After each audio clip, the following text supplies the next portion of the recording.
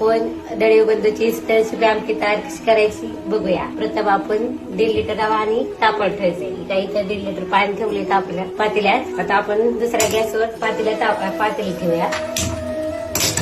त्याच्यामध्ये पातेलं ठेवलेले, पातेलं गरम झालं त्याच्यामध्ये 100 ग्रॅम तेल टाकून घ्यायचं. ते झालं 100 ग्रॅम तेल. झालं तर मंडळी आता आपलं तेल बऱ्यापैकी गरम झालेलं आहे. त्याच्यामध्ये आपण दळीवबंधूचा हा शेती आमटी मसाला इन्स्टंट आता तुरीत बाजारात आलेला आहे. आपण त्याची आमटी बनवायची.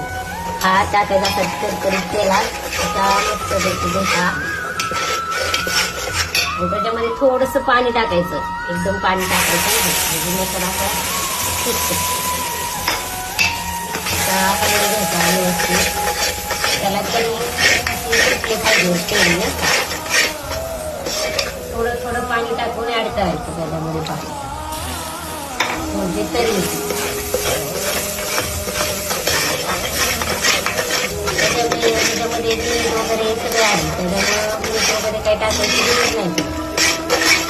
त्याच्यामध्ये मीठ आहे, जर लागलं तर तुम्ही टाकू शकता. हलवायचा तरी असं तेल वरती येऊपर्यंत थोडा 2 मिनिटं टाकायचा. चला तर म्हणे बघा किती खूप सुंदर अशी तरीवर आली बघा या व्हिडिओमध्ये तुम्हाला दिसतीये. आता काय करायचं, उरलेलं सगळं पाणी त्यामध्ये ऍड करायचं. ते सगळं 1 लिटर पाणी त्याच्यामध्ये टाकून घ्यायचं. चला तर म्हणे हो का मस्तपैकी आपली उकळी फुटलेली आहे. आपण मस्त आता त्याच्यावर कोथिंबीर टाकू.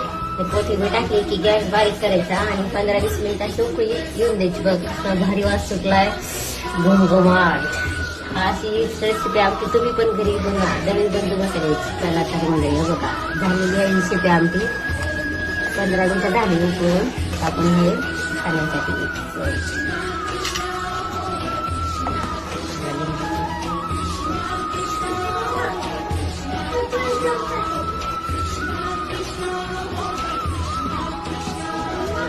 कसली मस्त आलेली तरी. ह्याच्यामध्ये लिंबू पिळायचं आणि खायची. चपाती सोबत खा, भाकरी सोबत खावा किंवा भातासोबत.